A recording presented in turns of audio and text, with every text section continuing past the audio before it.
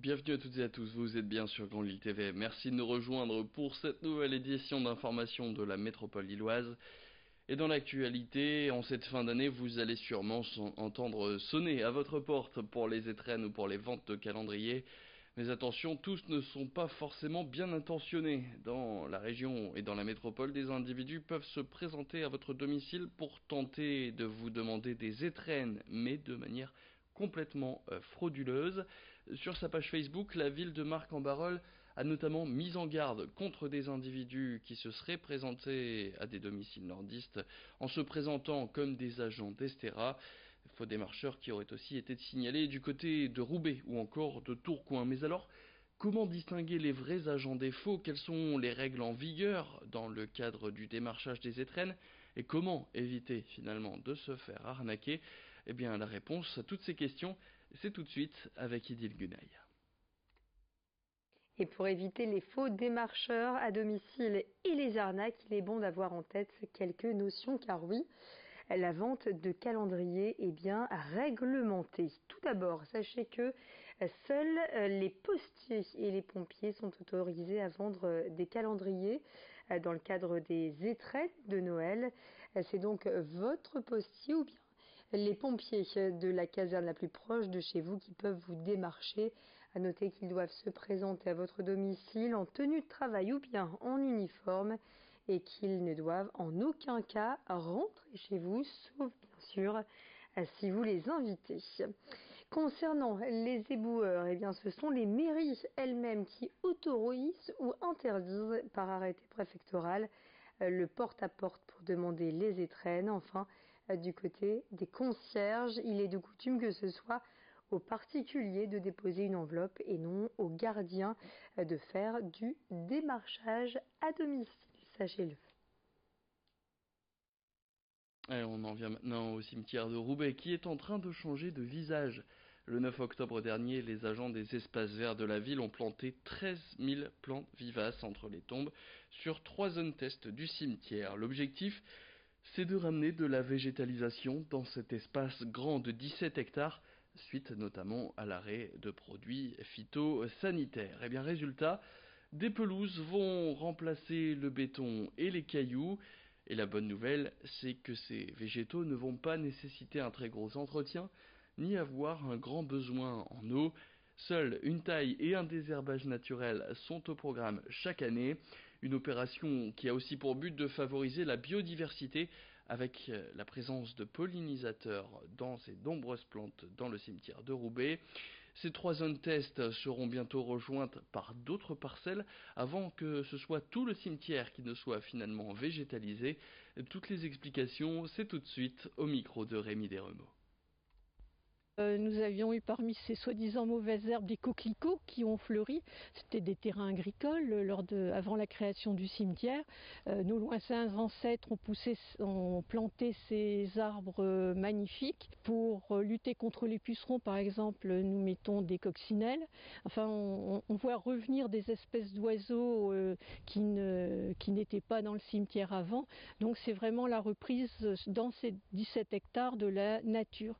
Et ça permet aussi un lieu de promenade et au fur et à mesure que nous avançons, nous allons installer des bancs pour permettre aux personnes qui visitent simplement le cimetière de pouvoir prendre un peu de repos. Le lieu le permet. L'occasion d'aller visiter les cimetières, je vous rappelle que ce vendredi c'est la Toussaint. Et avant la Toussaint, eh bien il y a Halloween. Et si ce jeudi soir vous alliez fêter cette fête au musée d'histoire naturelle de Lille? À l'occasion d'Halloween, le musée organise une nocturne spéciale jusqu'à minuit ce jeudi et il va se transformer en maison hantée dans une ambiance effrayante avec des monstres ou des toiles d'araignées. Des acteurs du collectif local La Girafe seront aussi présents dans le public pour vous effrayer. C'est la 2e année que le musée d'histoire naturelle de Lille va tenter de faire peur à ses visiteurs et comme l'année dernière, cette visite sera complètement gratuite et se fait sans réservation. Comme l'année dernière, ils attendent beaucoup de monde, donc il risque forcément d'y avoir un peu d'attente. Écoutez, Johanna Sampaio-Lopez, elle est chargée de communication du musée d'histoire naturelle de Lille et elle est déjà dans l'ambiance.